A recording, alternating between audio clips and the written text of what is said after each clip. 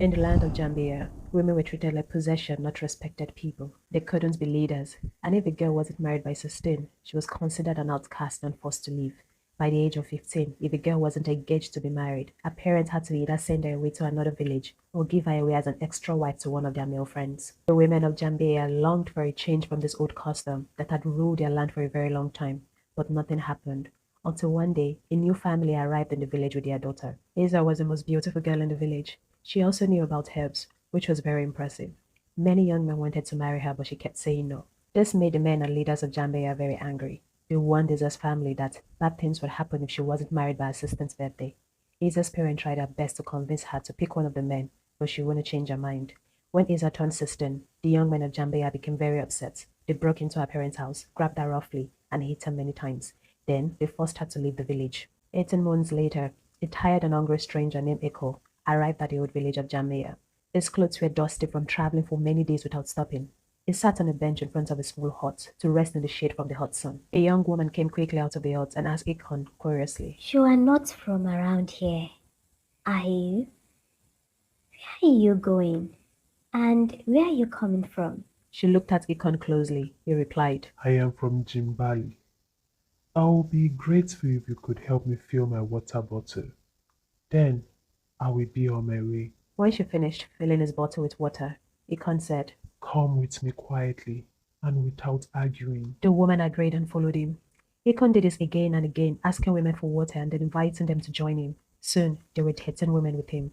They stopped by a cave near a river. Econ spoke. This will be our home. If any of you are unhappy, please let me know. The women all smiled and shook their head, meaning they were happy. Great. Let's build something together. He carefully took a small piece of hair from each woman and tied them all together to make a long rope. He placed the rope on the ground and spoke incantation over it. Within the airlocks came forth 10 monstrous beasts. They bowed down to him and offered their help. Econ pointed to a lush green area on top of the rocky hill. Welcome, friends. I need a castle built there for myself and these lovely ladies. We also need a big feast and some rest by midnight. As the strange creatures walked incredibly fast all night, Econ sat by a warm fire telling exciting stories of his adventure to the impressed ladies. By midnight, a grand castle fit for a king stood on the hilltop, complete with a delicious banquet. As Econ and the women enjoyed their food and wine in the new castle, the creatures grew restless and decided to explore the nearby village. The villagers of Jambiya were terrified. They had just returned home from their relaxation joints and were searching for their wives when these giant monstrous creatures entered their village. The villagers had never seen anything so scary before. Frightened, they ran to the village seer, who could see the future, for help.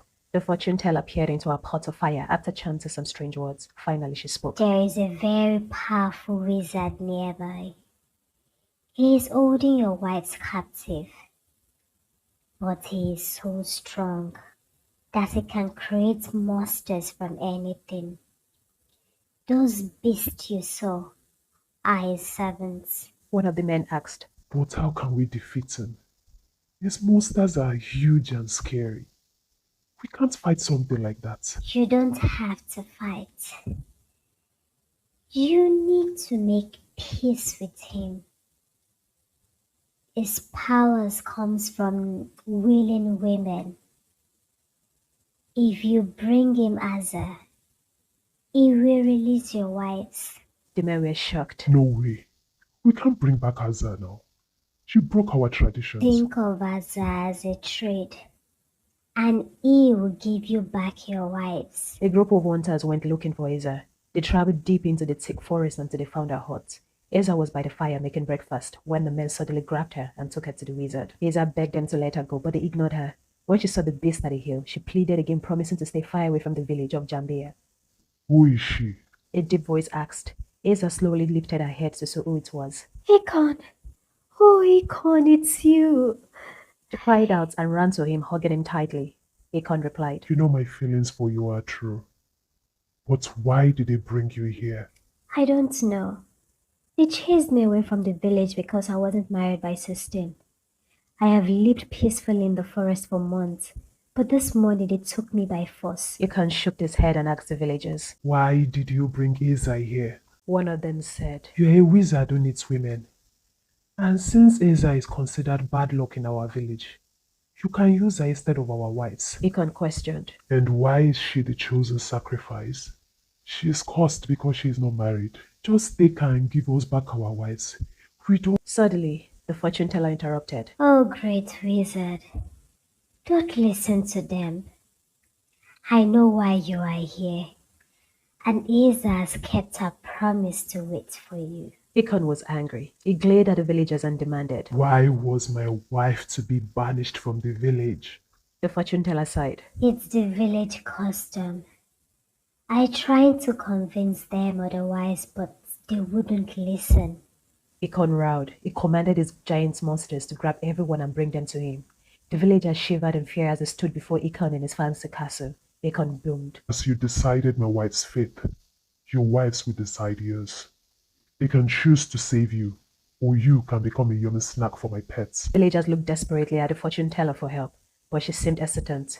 What no one knew was that Econ was immortal and had lived for centuries, and every village fortune teller was worth Econ's student. He finally fell in love with Asa, but unfortunately a war forced Asa's parents to escape their village Jambali. At that time, Econ promised to find Asa no matter where she went. Because of this promise, Asa refused to marry any of the men who wanted her hand in marriage. Just before she was banished, the fortune teller tried to convince the village to leave Asa alone, but the elders and young people all disagreed. One by one, the men's wives spoke quietly to Econ, deciding the fate of their husbands. The time for judgment had come. The villagers held their breath, praying to the ancestor that their wives would choose life. Econ's voice echoed. Your wives have chosen death for all of you. The villagers fell to their knees, begging for mercy. Econ continued. But there is a way to live. Some of your old traditions must change. The village elder spoke up. Please, tell us which traditions, and we promise to make amendments. Econ declared. The women of Jambiya will now have a choice. They can decide when to marry, and they will be allowed to participate in village affairs. No woman will be banished for not marrying by the age of 16. The villagers understood this was a fair price to pay for their lives, and they all agreed. The wives returned home with their husbands. This marked a new beginning for Jambiya women. Women in Jambiya finally had a say in things. They were no longer seen as objects to be owned.